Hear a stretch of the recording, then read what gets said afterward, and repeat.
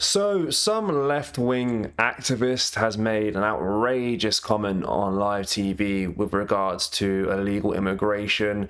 She basically says that reform supporters are being brainwashed to point the finger at illegal migrants for causing a lot of the problems that we currently see in the country. And thankfully, she was put in her place pretty quickly. But this lady is absolutely crazy, and I can't believe she is getting airtime. So without further ado, let's have a watch of this clip. As always, make sure you are subscribed to the channel. Stay there. Let's bring our panel in on this, shall we? Michelle and Joe.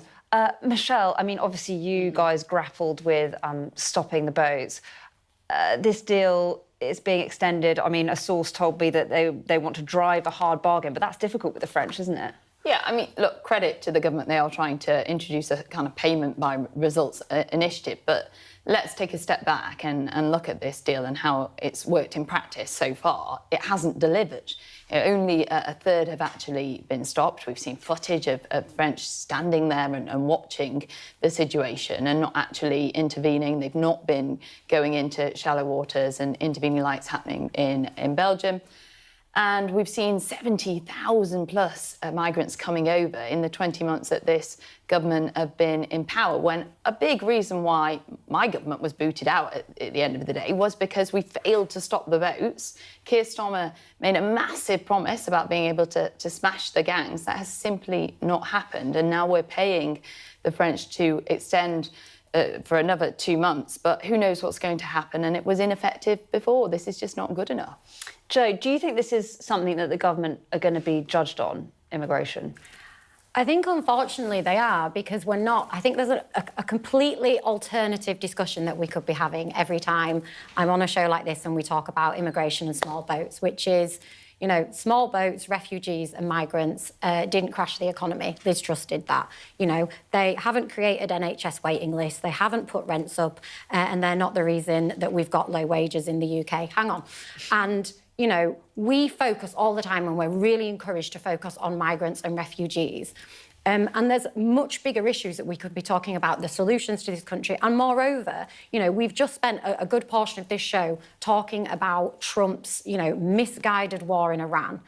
We see wars all over the world creating refugees, destabilising countries and economies. People flee. You know, all of these discussions about deterring small boats hasn't worked. So we need to be focusing on how we have safer routes, and we need to be focusing on what we do globally to stop destabilising regions and countries and creating the conditions which mean people flee. I can see you're keen to come in, Michelle. Yeah, I think the key point is that this isn't about politicians forcing this topic on people. It's about people forcing it on politicians because they actively care about this. You know, if you go knocking on people's doors, the top issue that comes up time and time again is the fact that people are fed up with the situation and the fact that we can't control our own borders. And we have to remember that at the end of the day, we're a small island.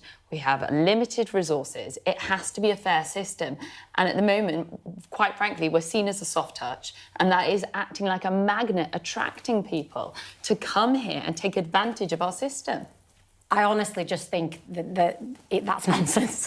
If you look at, you know, Kemi in particular, reform, we are constantly exposed in this country to the politics of finger-pointing, and the finger-pointing is always going on vulnerable people, migrants, refugees. We are never finger-pointing upwards. We are never finger-pointing at the billionaires, and I just think it would be nice to have that alternative discussion way more often than we do. Well, the billionaires and the millionaires are the wealth creators that create the jobs, and the general and don't public pay their taxes and pay zero, you know, have zero contract. Well, the top 1% pay over 2/3 of income tax, but the vast majority of people, according to poll after poll, really passionately care about this topic because and want constantly change. told all of the problems we have in this country would be resolved if we could stop that. And it's a nonsense, but that is a constant news item that we are fed in this country. But I think you're talking the British public down because you're therefore saying that they can't think for themselves. No, I'm not saying that And I think that at all. they can and they care about this topic. I'm saying the drip, drip, drip of a constant narrative works. That's exactly We're going to have to leave it there.